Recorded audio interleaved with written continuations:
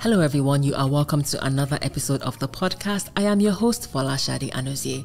On this episode, my guest is Dimeji Eyiowuawi. He is a creative entrepreneur based in Lagos, Nigeria, and the founder of Dodo Gang, a platform dedicated to uniting plantain lovers through food, fashion, art, and events. He's also the creator of World Plantain Day and is an alternative spoken word artist. We spoke about his journey as a creative entrepreneur, the Dodo Gang, World Plantain Day, and how he has approached monetizing his love of fried plantain. All right, welcome to the podcast, Dimeji. Thank you for having me. How are you doing? I'm fine, thank you. How are you? I'm good. I'm excited to have you here.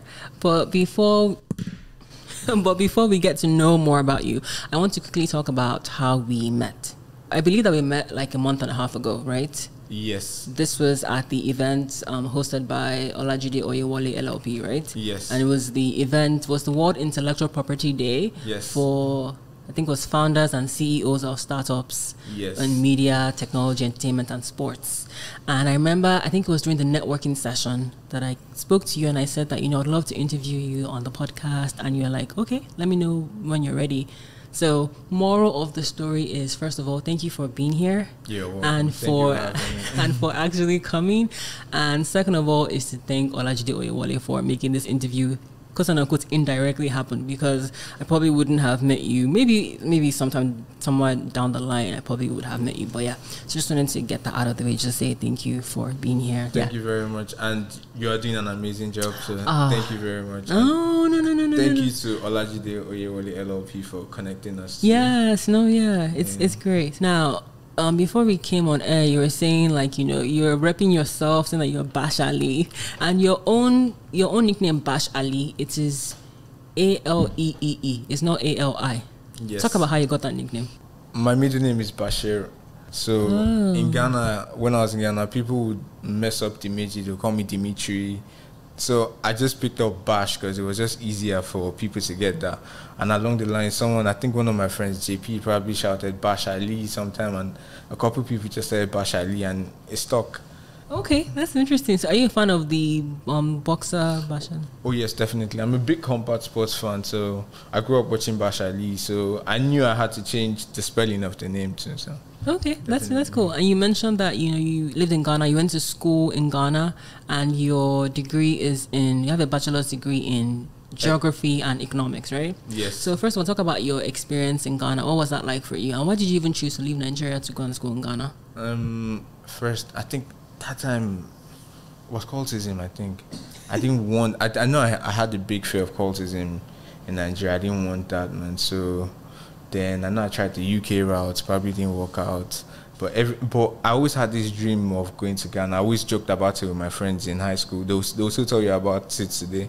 But then all of a sudden, Ghana walked down and I was like, okay, no problem, let's go there. And I had some people there too. So it made sense to go to Ghana, and Ghana was lit too. So how was it lit? Like, how was it compared to Nigeria? Oh, Ghana was peaceful, man. And it just came with a certain freedom, man, to just, like, it was an enabling environment. That's what I was saying, man. Not too many constraints. Like, there's lights. If you want to do stuff, you can quickly do stuff. Security, you can go out around 3 a.m. You feel safe. Just do whatever you want to do. Like, when you think about it, there are not much limitations. In Lagos, you're thinking about police. You're thinking about that. You're thinking about so many things. So there were not too many barriers to make things happen in Ghana. So obviously I have to step into the shoes of a stereotypical Nigerian parent to ask you, why are you not using your economics and geography degree? Why am I not using my... I don't know what stereotypical. You went to school for this. Why are you not doing this? Talk about that. I started my brand in uni actually, so it's part of... I think I always kind of knew I wasn't going to do it. I wasn't going to use it, but I'm a creative through and through. Like, things I'm doing now, things I've been doing all my life. So it's just...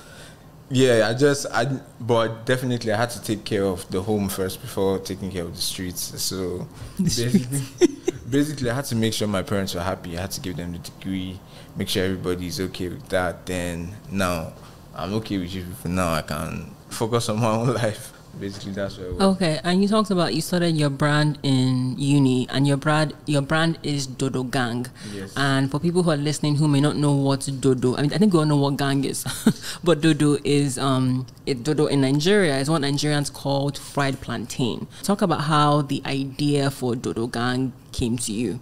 It wasn't the idea for Dodo Gang and the Dodo Gang name coming to me. There were different times, because at that point in time, I was watching a lot of Wiz Khalifa, actually. So I used to see Wiz Khalifa day-to-day videos when he's always on tour with his friends, and it just kind of felt like that was the type of things I was doing with my friends, and someone needed to document the lifestyle there. My friends would always be rapping, and nobody was recording videos of them, and I just kind of felt like people needed to see this. And I was watching one of the day-to-day episodes, and if you know Wiz Khalifa, he calls his group of friends Taylor Gang, and if you research further, you realize Taylor Gang is just a group of people that love to wear Chuck Taylors, that's Converses. So I was eating rice and plantain with beef sauce. Actually, I was watching day to day. My friends were around me, and there wasn't much thought to it. I just blurted it out, Dodo Gang, and someone was around. I was like, Bash, what you talk? I said Dodo Gang, and yeah, Bash, you don't come again. You don't talk all these things. Then someone outside the room too was like, waiting Bash talk Dodo Gang. I'm like, yeah, like maybe gang of people that like plantain or something like that. And it was just, then I something struck me, the call struck me in that moment. I just knew, okay, like at that time I had come up with concepts for people that they will probably go out of the way, like maybe events, parties that they'll blow up and stuff. But that Dodo Gang, I just felt a need to own it. And I remember I was using the BlackBerry then, Bold 4, and I just put it on my status. I put Dodo Gang, and in about 2 or 3 weeks, people were sending me screenshots of people I didn't know, different people, just using the name Dodo Gang, and just sending me screenshots. So I just knew there was something there. Then over time, then it grew into what it is today. Okay, that's cool. Because I was just thinking when I was preparing to interview you that is this something that came to you because every Nigerian child grows up loving? I mean, are there people that don't like plantain? Yes, there are people that don't like, but they are not my friends.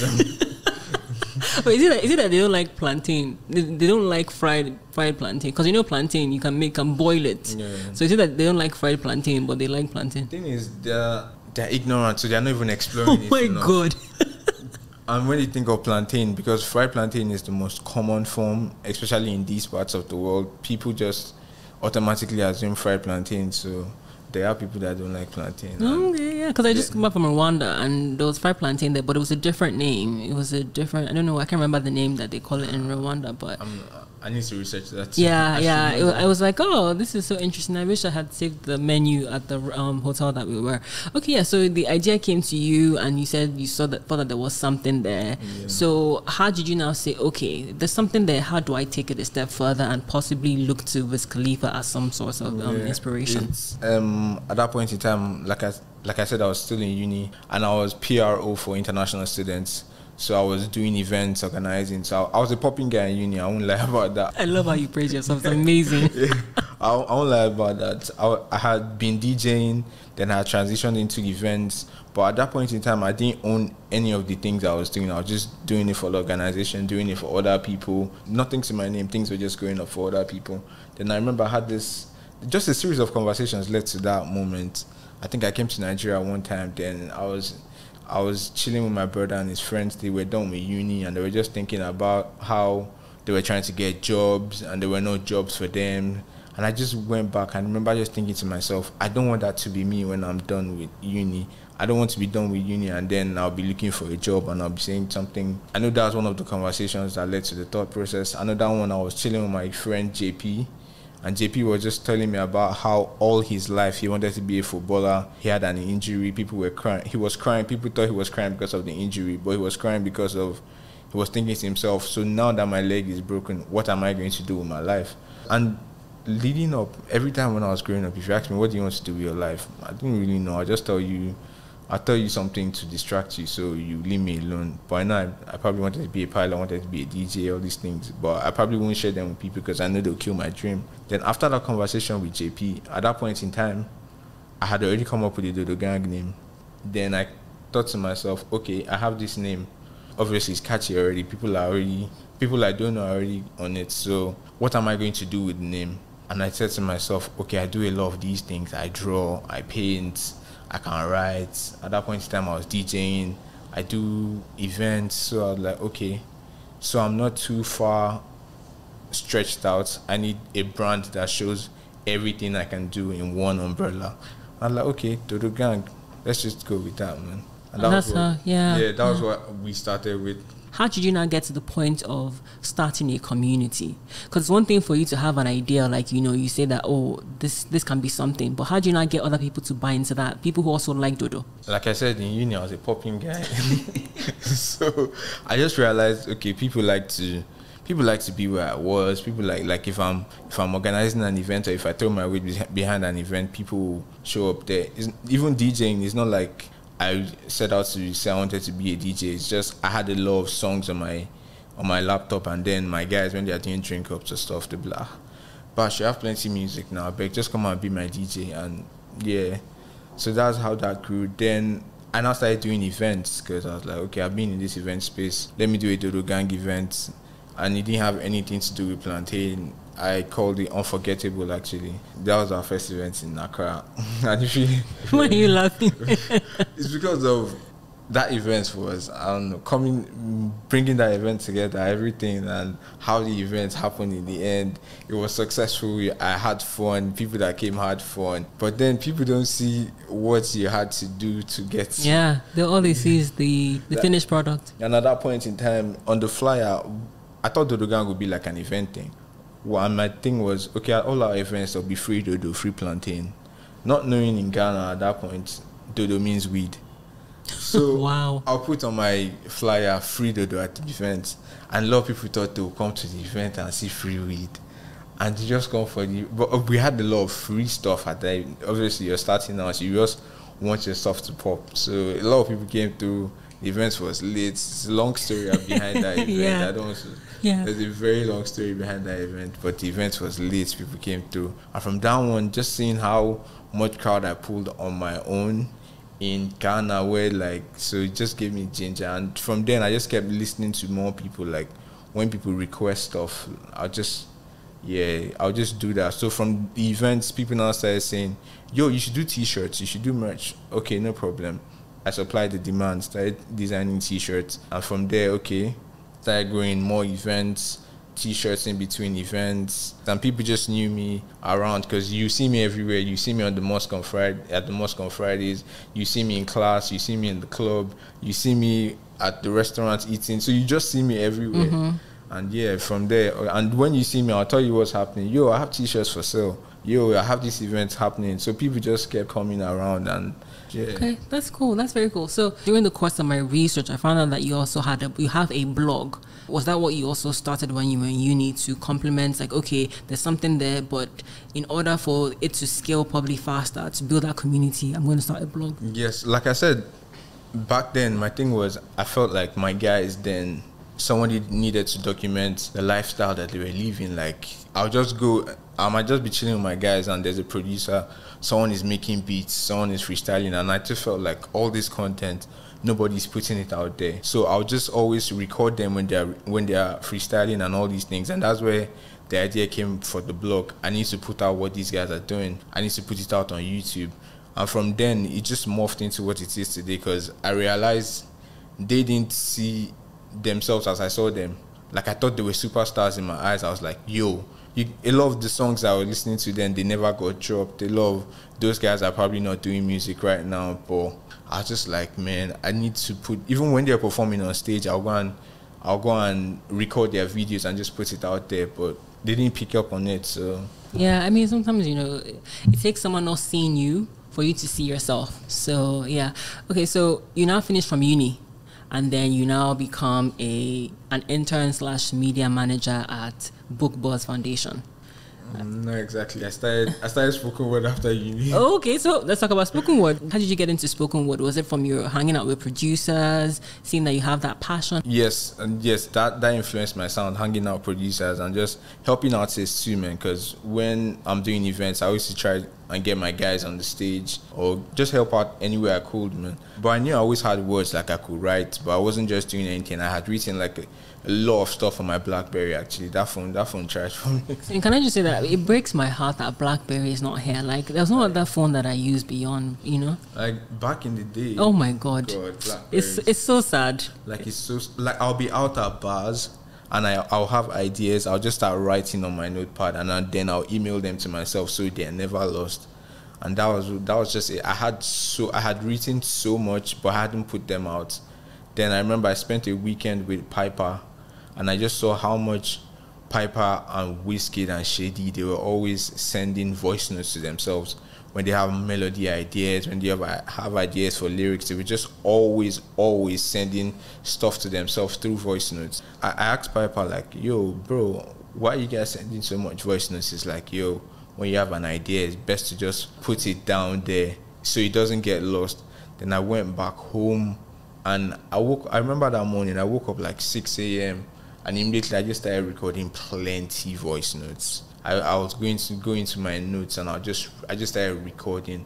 And this is when I had been in studios with like artists, and I'll see their frustration sometimes because you want to record and then the producer wants to make beats and then you just have to chill and just leave. You can't do anything. You have to. And even the negotiation processes, sometimes you have so much to give, but you can't pay the producer. So all of those, and I just said to when I initially came out, I branded myself as a voice note artist, and whatever you get on the voice note, that's what you get. And I still have my DJ skills. So sometimes I'll record the ad-libs separately, then I'll just mix them out and put them out there like that. So a lot of my earliest recordings were always voice notes. Then I thought, because I think like an Igbo man, I always think of money and how money. But don't you about like money too now? Oh, yeah, we love money. I know. So why is it Igbo man? No, let's be factual. Yeah, continue, please. Yeah. So yeah, I was like, okay, these things. So I realized that my production process could be faster if I cut out the producer, and I just focused on doing this. And I'll just basically what I do is I researched how to soundproof. There are times where I'll just put my mattress on the wall or beside this thing. I just record myself on my phone, and then I'll put it out. I was just like, okay, I can't keep putting these things out. How can I monetize this? That's what the Igbo man. How can I monetize this? Now, before you go into monetization, I want to talk about why did you go with spoken word as opposed to maybe rap or singing? Beats scatter my head. Like when I start hearing instrumentals, you can scatter. I might just start dancing to it, or I'll just start going off on it, and I'll forget I'm supposed to create to it. So it eliminated the noise from me, and I just researched spoken word. I'm like, okay, there's this art form that you guys can just do. But I knew what I was writing and the sound I was doing. When I researched spoken word in itself, I knew I didn't sound like these guys, and my content wasn't these guys. It wasn't doing what they were doing. So that's why I called myself a voice note artist initially. But then over time, I've realized, okay, what I'm doing is alternative spoken word. Yeah, okay, so you can continue with the monetization. So you now said, how can you monetize all the things you're doing? Spoken word. Exactly, specifically. Yeah. I was like, okay, where are people making money from now? Streaming, okay, that's one part. But then I keyed into color tunes, CRBTs, color ringback tunes. So that was just something. That was something that I was keen on, and I didn't know how to get into that. Then one of my friends worked in Spinlet at the time, Echo, and he just reached out to me about just getting out my pieces on Spinlet just for streaming. And then he told me they do CRBTs. So I was like, okay, are you serious? So I started getting my stuff on CRBTs, and at that point in time, I had released probably maybe 20 different skits, different ideas. Then eventually my first project was just a color tunes project. It's all skits for color tunes. It's called Oga Secretary. You should go and check it out. Hello, fine girl. How are you doing today? I can sense your nice smile. Would you like to be bae? I just hope as you're listening to this, it at least brightens up your day. Please do me one favor and don't forget to fry Dodo today. I make you the talk high whenever I talk hey. Baby girl timely replies, cause I ain't got all day. It be like say this person you they call, you know one pick, he doesn't want to hear what you have to say. I could just advise you, make you try call back so that you can hear my voice again. By the way, I'm a gentleman. Bashali is my name, and that's all I've got to say. And just in case you don't call back, please do have a nice day. I have actually. You have checked out. I have. So, yeah. So, are people? Because you know, I feel like at one point CRBTs were really popping. Now there seems to be a little bit of a lull. So, are you still making good amount of money from CRBTs? Nope. I'll be honest with you. No, but recently, actually, even just last week, I have a new distribution on the table that we're currently looking at for CRBCs, and this comes with marketing, so I'm excited about it. Maybe by the time this podcast episode is out, would have announced that. Yeah, so, yeah. that'd be cool. Because when I called you, I heard your ringback tune. Yeah, and I was like, oh, that's pretty. Because I think when I was doing my research and I heard your August Secretary thing, it took me back to Weird MC's album.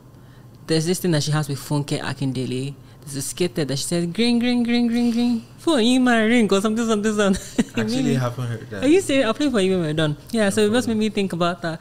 Okay, so just kind of going forward a little bit. So, at what point did you now get into become an intern at Book Buzz Foundation? I know I saw the ad for the position online, and I was interested because I knew I could get it. Like, you know, when you just have that inkling, you had to write. It was like a little competition. You had to write to get it. I was like, okay, no problem. And I know when I put my mind into something, I say, okay, I need to get this thing. I can get it. So I did that because I was even interested in the arts and book festival, just a literary festival. Like, okay, this thing's popping. And at that point in time, I had like Wole Soyinka's collection. Maybe I had just gotten it, but I knew Ake, and I was like, okay, it has some Soyinka-esque to it, so what's this about? Then I applied for it. I did my interview, and then I applied in a way I knew, okay, I'm going to get this thing, and I got it, and it was late too, man. Yeah, and I'm asking that because you know that earlier you had mentioned that when you came back to Nigeria to visit your brother, you had heard them complaining, or a friend complaining about not being able to get a job, blah, blah, blah. So as you're finishing uni, what was your plan? Were you just going to focus on Dodo Gang full time, or were you going to get a job and then be managing Dodo Gang on the side? Basically, my plan was to do Dodo Gang full time. I didn't want to come back to Nigeria. I was trying to do what Mr. Easy did, just blow up as a Nigerian in Ghana. That's really what I was trying to do. But I think I can't remember the timeline now, but I think I probably came back for a bit. Then I saw the position. Oh, no, I came... Okay, I remember I was doing spoken words and in my apartment in Ghana, so my mom fell sick, so I had to move back to Nigeria. So when I came back to Nigeria and in between just chilling, I had to be with my mom, just chilling, then I think I probably saw the position around, because at this point in time, my plan had to shift, because instead of me having to stay in Ghana, hustle as someone that's done with uni now in Ghana, I had to start settling back in Nigeria, and I was just like, okay. Then I was doing the Gang group. Yeah, I had done a couple of pop-ups in Nigeria. Like, I had done fashion cookout, I had done Mente the Mother, I had done a couple of those. I had sold T-shirts, and whenever I come out in Nigeria, we used to sell T-shirts. So I knew there was a market here, and I was like, okay, what am I doing? Then I saw the advert for the position, and I just applied, and I got it. So yeah, because I'm also just asking as well, because you know, sometimes you really have a passion for a business or something, but like you said, your mom is not feeling too well. Obviously, sources of income has to come from somewhere else, and I think that it's one thing we have to realize is that it's okay for you to prioritize things that are really, really important and still go back to that. Yeah, even going back now, I'm even thinking, because man, honestly, Ghana was not even working out. Because I'm done with uni now. I had so much free time. I had even applied for jobs in Ghana. I wasn't getting them. I tried to present. I wasn't getting them. So sometimes I'll do a couple of open mics. Just that type of stuff. Then obviously the Igbo man in me will always do calculations. You know, I on behalf of the Igbos, I will make you an honorary Igbo person. Don't worry. My friends know. Don't worry. Continue, please. My friends know. So yeah, I remember I released this new collection. That was my first time experimenting with glow in the dark, and I couldn't get glow in the dark in Nigeria, in Ghana actually. So I made the T-shirts in Nigeria. Then I brought them to Ghana, and when I did the conversion rate, this is when Ghana started going down. They started taking lights, so they started taking lights. the currency was, the exchange rates were just ridiculous. And I had done the conversion rate of how much I'll sell my t-shirts in Nigeria to CDs, and nobody in their absolute mind will buy a t-shirt for that price. So a lot of my shirts were just in my box, sitting idle. And I was like, okay, what am I going to do? So I actually started printing shirts myself in Ghana because of that, produced locally. I went back to my Econs 401 book.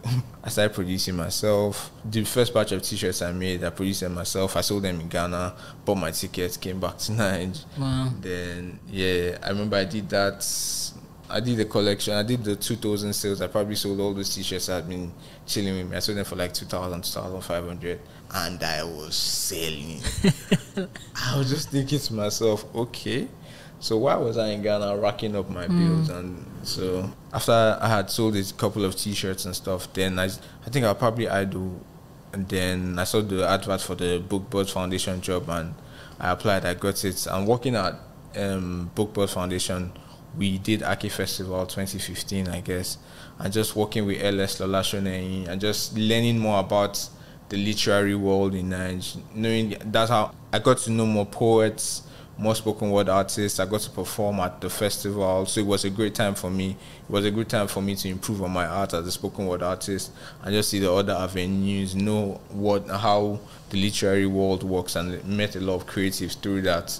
So it was very good for me to work in there. So were you being strategic in the jobs you were taking while still building Dodo Gang? Because we're going to talk about the book that you there any lessons? There were lessons that you learned working at Ake Arts Festival that informed how you eventually went about writing your book? You would say so, besides also just networking with poets, right? Because I'm asking that question because I feel like sometimes you meet some people and they talk about how I thought about this. I thought about how this was going to get me here. They were very strategic in doing this job because they wanted to get to that job. So was that the same thing for you? For me, going to Ake was first, I wanted to see what it took to bring a festival to life. Then again, I read books a lot, so I wanted to see, okay, how do we do an art festival? And then I draw a paint too, so arts and book festival, the literary festival, spoken word. It just aligned with me. Yeah. So. And I really wanted to see what it took to. From then, I started having ideas for my own festivals. And now to go to Spinlet, so you're working as a social media analyst at Spinlet. What was your experience like there, and how did that help possibly grow the Dodo Gang brand even further? Spinlet, like I said, my friend used to work at Spinlet, Echo. So I had been to like a couple of Spinlet parties, a couple of. They used to have these talks like master classes. I had been to Spinlet for that. So then I remember I was actually in the studio with my producer, Sammy Bond, when I received the call. We're finishing my first album, the Loose Girl series. Then Echo called me and I was like, yo, bro, how far? I'm going to New York for film school. I'm going to New York Film School and there's an opportunity here. Like, they're looking for someone. Like, are you interested? Like, and I'm a stubborn person. I wasn't really looking for. I always see them as distractions. I just want to focus on my creativity. And I just told Sammy Bond in the studio, and Sammy was just like, I'm on Bash, how far? We need money to push this thing. Exactly. Exactly. That was what Sammy said. So, boy, we need money to push this dream. If I accept this thing, check them out. So that's how I got into Spinlet. And because at Spinlet, they had been monetizing my collar tunes for me, so they had a track record of what I was about. And that's really what I was doing at Spinlet, as VAS and social media. But shout out to Spinlet, man. My time at Spinlet, the people at Spinlet, everybody at Spinlet, if not for them, Dodo Gang probably would have grown as fast. I wouldn't have made some moves if I wasn't at Spinlet. Like, Spinlet really helped me do Dodo Gang, because in my head Dodo Gang is the main hustle. This 9 to 5 is the side hustle. I don't like to tell myself, oh, my business is the side. I don't deceive myself down at all. My business is the main hustle. Anything that comes to the side hustle. So and just to kind of lean into that. So one of the challenges that a lot of people have, I know I had it. So how did you balance that, working full time, like having a 9 to 5, and then still having to put your effort into your business that you're growing, particularly when it's a business that requires your full-time attention, because there are businesses that you have, right, and you can actually be doing them small, but then there are some that it needs your full-time attention. Speak about that. Like I said, I took Spinlet like my side hustle, and the Spinlet environment was just an enabling environment. Like my boss, if you hear John Aja, if you go anywhere and you want to work with someone and the person's name is John Aja, work with the person. John is amazing, yeah. John, John is amazing. Yeah, he's amazing. He's really cool. I call him superhero John. Like there were times when I'm doing a festival, John will introduce me to people for me to send my proposal to. My colleagues will patronize my business. They will buy T-shirts from me. My colleagues would actually invest in some of my ideas. My colleagues would, if I needed a loan, my colleagues would be there for me. Any Echo, OJ, a lot of the ideas that I executed, I probably wouldn't be doing events as quick as I started doing because I was scared of Lagos, like this tough environment. But me just going out and just hanging out with a lot of these people just made me. My first event was AJ and I went out, and the next morning we had the idea for the event because we were at the venue. So it's those type of things. Like being at Spinlet was just an enabling environment. I can't even lie to you. Yeah, and I think that again it goes back to the point of what I was trying to raise, or that I'm trying to touch on or emphasize rather, which is the fact that sometimes having a 9-to-5 job, which as you're building your own business, people are going to work for you. It becomes a 9-to-5. But there are lessons that you learn working for other people. And those good traits and the good ideas that you see, you apply that to your own business. It's not always going to be about, I don't want to work for anybody. Nobody's saying you shouldn't. I mean, that's fine too. But I think people also have to understand that you take good things from where you know, your environment. 1000%. I know a lot of my friends that are probably just... They're doing life sharp, and I see a lot of these things that I had to learn doing a 9-to-5. There's some certain things, accountability. You're accountable every day. You have to show up. You learn that, man. Then, discipline. Like just knowing the hierarchy of things, how things work, like the flow of information, like. Budgeting. Just budgeting, like a lot of things you learn in that space, like communication, knowing how to talk to people, when to talk to people, respecting the existing relationships that in that community. There's just a lot you have to take in it, and it's not really just how much are they paying me or this. The additional knowledge you're getting is probably something you can't buy. You can't pay school fees for or something. So there's a lot of experience you get in that. And then your network. A lot of the things I'm even talking about are from people from Spinlet. So I didn't see it as like, this. I saw it as okay, this is now a side hustle. Dodo Gang can thrive off of this. Yeah, that's awesome. Now you're the brains behind World Plantain Day, which is celebrated yearly on the 5th of June. So first of all, happy belated World Plantain Day. Thank you very much. How did that idea come to you? I mean, I think it makes sense to have Dodo Gang, but at what point you're like, we should actually have our own day? Shout out to my friend Ozo's Soko, Kitchen Butterfly. So at that point in time, when Dodo Gang started popping on Instagram, like I used to write a lot of captions, like just witty captions, and the way I really saw it as that was how I could sharpen my writing, lyrical exercise for spoken word. So the Dodo Gang page just started having a lot of followers. Like my followers were just growing. Then I remember this page followed me, World Jollof Rice Day followed me, and immediately I saw it. The idea just hit me. I was just like, man, I wish I owned this. This is me being very honest. I saw it and I'm like, I wish I owned this. Then I saw the followers. They probably had like maybe 80 followers or something. Or like 80 less than 200 or something. Then barely 20 minutes later, the account sends me a DM, or maybe someone, I don't know if it was the account that sent me a DM or someone on behalf of the account sent me a DM, but turns out it was Ozo's. And what Ozo's told me was, I like what you're doing with Dodo Gang. I like how you're managing your social media. I'd like you to come and do it for World Jollof. And I was thinking to myself, okay. And at that point in time, I had never managed anybody else's social media. I didn't even know people were making money off of social media management. Like, it was just so alien to me. I'm like, okay. So I can, like, this thing I'm just doing for fun, I can actually do it and, like, make money off of it. I'm like, okay, no problem. We negotiated World Jollof Rice Day. I started handling World Jollof Rice Day. I remember when I started doing it, maybe like a month or two later, she came to buzz me like, yo, Bash, I like what you're doing. I want to increase your pay and I want to increase your work rates. I'm like, okay, no problem. I'm having fun because this is something immediately I saw their hand. I was like, oh, I wish I owned this. So it just made all the sense in the world. And I was just doing World Jollof Rice Day. Then, World Jollof Rice Day was just popping, like it was growing actually. Then I remember I was in Calabar. I always take breaks from social media because the notifications, everything, you can get lost in it. It gets too much for me. So I always just take breaks, and I always like to disappear for a while. Oh my God, like it's something that I strongly believe in that, but please go on. I always like to take breaks for a while. Like back then, maybe if my phone screen breaks or something, I always used to thank God for that. I'd be like, yo, now I can finally leave this thing. So I remember I had taken a break from social media. I wasn't even doing World Jollof or anything. And I remember I just got my apartment in Calabar that time. I was doing NYC. Then Ozos called me. And leading up to that time, we had done maybe a World Jollof Rice Day event. And I had thought of World Plantain Day. A lot of people had like, okay, how far? Like, but it was just underground. Nobody had really. Then I remember receiving that call actually.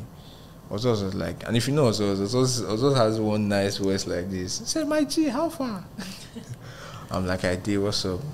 She's like, people are really asking for this World Jollof Rice, World Plantain Day. You need to pick a date and just go with it. And I just doing World Jollof Rice Day, I'd already thought, how do you even start this thing? It seemed so big. And World Jollof Rice Day, we used to have one issue every year. One guy would just come and be messaging us like, yo, this is my idea. You people are this thing, and these people took it, one thing. So I was just like, yo, also, how did you, I said, like, just pick a date and run with it. I was just like, that simple. It just seemed like Nike, just do it, like, just pick a date. I'm like, okay, no problem. Then I think my birthday was coming up, and I'm like, okay, no problem. What date will I pick? Okay, my birthday, June 5th. Your birthday is June 5th as well. My birthday is June 5th. Happy belated birthday, Dimeji. Oh, continue. I'm like, okay, makes sense. Then, and that's how we started. Then I was like, okay, I was in Calabar. How would I start this thing? And obviously, the Dodo Gang page had started popping. A lot of people that you see on TV and stuff, they're just big fans of what you're doing. And it's not like you're putting your face out there. They just love the entertainment and everything. So I had built a lot of those relationships. Like a lot of people had messaged me, and we just social interaction and just being consistent on social media. I had already made some online friends. So I just reached out to a couple of people, influential people, regular people, and like, okay, we're starting World Plantain Day. How can we start this? I need a couple of people to send me videos. A lot of people sent me videos, so there were plenty of videos. And we just put those out on World Plantain Day, June 5th, and it was just... That's amazing. So while you were doing World Jollof Rice Day, were you also managing your Dodo Gang page? You were doing both of them? Yes, definitely. Okay. And it was just fun for me because, man, this is a brand I thought I wished I owned. So it just made all the sense. And like, let me brag some more. Oh my God. When I was doing the World Jollof Rice Day page, they had like 8K followers. And this is from when I started, they had like 80 or like less than 200. So I grew that and I just felt so happy about that, man. Like, okay. And Ozos is my G. Ozos is still my G till tomorrow. She still links me up with people, and she still calls my name in rooms when I'm not there. So wow, that's amazing. Now Ozos Kitchen Butterfly, she's a G. That's amazing. Before we move on from World Jollof, sorry to interrupt you. I want to say, while I was working with Ozos for World Jollof, we never actually saw each other. So it was just an online relationship, and Ozos never owed me money. Ozos was just such a G, man. Like, she's amazing, man. Kitchen Butterfly, she's amazing. Shout out to Ozos. Like, she's like an amazing person. She's an amazing person now. That's great. So I just wanted to talk about for World Jollof Rice Day, I have to ask you the cliche question. Which one do you prefer, Ghana Jollof or Niger Jollof? Definitely Niger Jollof. Are you serious? No, I don't. You don't think too much about it. Niger Jollof. Ghana Jollof is not kicking it. No, Ghana Jollof is kicking it. It's just Niger Jollof is just notches higher. It's just notches higher, man. Okay, like, all right. But there's some certain things I like about Ghana Jollof. Ghana Jollof has meat in it. Like, there are plenty obstacles. But Niger Jollof, the taste is still baba. Okay, all right, that's cool. So you touched on a couple of aspects of trying to monetize, Dodo Gang as a business and your love for plantain as, into a business. Can you talk about that further? So you do merch, which is the shirts. How did you now say, we've done merch, we've done festivals, and we've done events, which is people coming to eat and, partnering with brands. How did you now decide to move on to books? Was it like just a seamless process to say we're going to have a cookbook? Okay, when did the Dodo Gang page started popping actually, and people just swoon about your writing. Oh, you write well, you do this, you do that. Then I think someone must have commented on one of my posts and like, yo, you should do a book, like a series of these Plantain things, something along those lines. Then Rennie, Bites by Rennie, she actually commented and she's like, yes, she seconded the person's comments, like, yes, you should.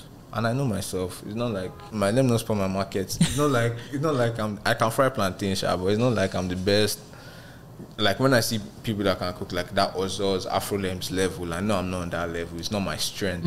And Bites by Rennie, I had already shared her content on my page a couple times, and she's on that level. And obviously she seconded the idea, so it just made sense to ask her if she would be down to collaborate on it. And I asked her and she was like, oh my God, like, yeah. And she was like, yes, definitely.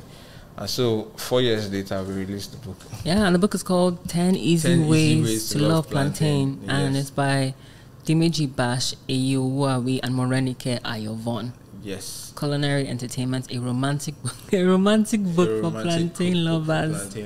Now, I want to just kind of go to something. I want to ask you about the advice that sometimes people say, whereby they say, just because you love something or you're good at something doesn't mean that you should monetize it. It's the whole idea that you have to leave things as they are. Everything shouldn't be about money. Do you subscribe to that belief? Because I'm asking that about your plantain, your love for plantain. You know what? As I'm asking the question, it's making sense in my head that clearly he's going to say no because he thinks like an evil guy. But go ahead. Don't you have bills to pay? Don't you have bills to pay? Like, life will hit you. Like, this is Nigeria. Yeah, but I'm also asking that because there are people that also say that I began to monetize a love that I have, and then somewhere down the line, I just stopped loving that thing. I don't know. I don't know. There's this Richard Branson book I was reading. I can't remember the name, but it's like How Not to Go Rich or How to Think, something along those lines. But was rich people problem, like people that have money already and then they think about, oh, you already have the money. Us, we don't have the money. We have to use what we have to get what we want. So you have to be realistic about yourself. Yeah. If you're comfortable enough, you think, oh, I can do other things and just do this thing for the love, then do it for the love. But if your eye red for street, you need to eat, my guy. Do that thing and get your bread. Yeah. Then later, maybe when you've made enough bread, then you can now say, okay, I don't want to do it for the bread anymore. And you start doing it the way you want and not monetize it. But by all means, man, you have bills to pay. Yeah. Get your money. Get that paper, right? Get your money. Yeah. Don't dull. And as we're speaking on getting that money and not dulling, can you talk about your experience partnering with brands and businesses? When you approach these people, do they see the immediate connection and the benefit, or is it a case of you're having to convince them why this is good for them to partner with you? Yeah, that's a very good question, actually. Thank you very much. I know brands are going to be listening to this, so yeah, thank you. Let me adjust my seat a bit. Thing is, man, because of what we're doing, Dodo Gang is so unconventional. Building a brand out of plantain, and it's not like you're selling plantain. It's not like you're a food brand. You're selling plantain. You're a lifestyle creator. You're telling people this is the plantain lifestyle. This is how to live it. It's so alien. It's like they love your idea. Love these brands. They love your idea. They love what you do, but it's not just a brand fit for them. Like it just does. There's always a brand fit issue. It just doesn't. They'll tell you your proposal is nice. You're this is that. You're talking to this person. But they just can't find what they want to do with their brand or how they see their brand. They can't really just see it tying into what you're doing. So sometimes it becomes a bit of an issue. And yeah, man, but thankfully we have a community, and like it's a growing community. We're converting these guys. So these guys are actually the ones that are doing it for us. Yeah. Some of them are connecting us to gigs. Some of them are coming through. Because I was about to ask, how are you able to make those connections with all the brand, whether it's a brand manager and all these different types of people? Well, yeah, at different places, man. You need to, like, you can't be an entrepreneur in Nigeria and not be socially intelligent. Yeah. you have to network. The system doesn't work for you, so you have to go out there. You have to be out there. If I didn't come out, I wouldn't have met you. I wouldn't be here today. So you have to go there. You need to network, improve your network, because it's those relationships that are really going to help you. So those help a lot, and just having strategic friendships and like people that actually genuinely look out for you, those help a lot. Because one phone call like this, before you know it's one brand wants you to run one campaign like that, and then money has entered for this one. Yeah. And just to kind of go back to your point about sometimes that whole brand fit issue, do you think that sometimes the reason why that happens is because sometimes as Nigerians we're so close-minded about the possibilities of what partnerships could look like? Like we can't just see beyond the traditional. We're just so stuck on that. Is that would you agree? Yes, definitely. I would say that, man, because I had a conversation about that earlier today, actually, man. Like last year, so much Forex. Like at one point in time, I could tell you how many T-shirts I probably sold in Nigeria, because I was just always shipping out. Because you realize that here, sometimes a lot of people don't really see your vision. So the people that get like your biggest fans, they're probably not in Nigeria. Like, so you have to start tailoring your content. Like one thing I'll tell you about the shirts. Like I have a lot of these designs that will probably say Dodo something, but now because I realized, okay, it's a global audience, I'm beginning to say Plantain more than as opposed to Dodo. So you have to make those little tweaks too, but it's not like because they give you the template, you're now going to sell your brand out and fit into that because you're trying to make some bread. Originality is the surest part of longevity. So eventually the right brands will reach out. And yeah, Nigeria, a lot of people are close-minded here. Yeah, I don't know what it is. I mean, we're very creative, but when we think of the possibilities of what something can be or become, it's just like people like, I just don't see it. I'm like, how are you not, seeing these things, Anywho, we are done with the most serious part of the conversation, so we're going to move on to the fun, random questions. Are you ready? Yeah, but I don't know, the previous part didn't seem too serious. So some people feel like, you're grilling me too much, so yeah. Okay, cool. So the first question is, if you had to listen to one song or album for the rest of your life, which would you choose? Right now, 444. That's Jay, right? Yeah, Jay-Z. Okay. Second question is, which of the following spoken word artists would you choose to spend a day with? The options are Titilope Shonuga, Warsan Shire, or Miss Yankee. Titilope Shonuga. Third question is, you can only pick one: soft plantain with beans, hard plantain with egg prawn sauce, or soggy diced plantain and jollof rice. All the above. I said, wait. I said you can only pick one. No. Yeah. All is one. All is one. Okay. All right. Fourth question is, 2 things you have learned as an entrepreneur. Less is more, and you can't help people that don't want to help themselves. Okay. And the final question is, fill in the blank. My guilty pleasure is Plantain. Okay, that's cool. That's great. So we have come to the end of the conversation, Dimeji. Thank you for having me. Do you have anything that you'd like to share before we wrap it up? Anything I'd like to share? Okay, we have an event. Okay, by the time this podcast is out, it's probably be done. Yeah, but you probably have one. Are you going to have the event, just only one this year? Are there going to be subsequent ones? There will be more events. Definitely. Okay, so you're talking. I'm not the type to reveal my plans. Okay. Yeah, just check out everything we do, man. Dodo Gang, Bash Eyiowuawi, just have fun, catch cruise with us.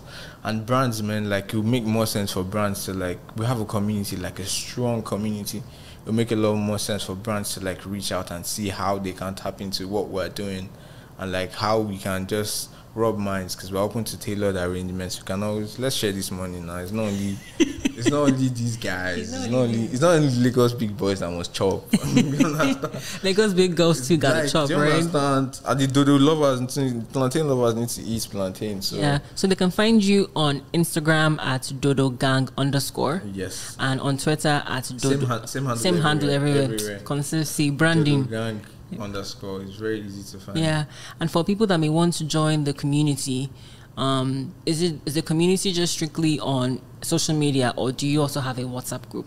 Because some people do that. There's no WhatsApp group.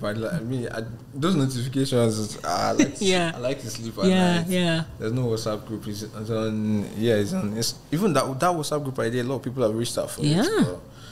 Because it's a direct way to get in touch with people. But I do understand what you're saying about having to manage a Facebook group or WhatsApp group is so time consuming. You're having to keep people updated and engaged. You'll be surprised how much time people have on their hands when people just start waking up. Maybe you're trying to do something serious, you just see somebody's just sending you plantain picture like this, and then your attention just wanes.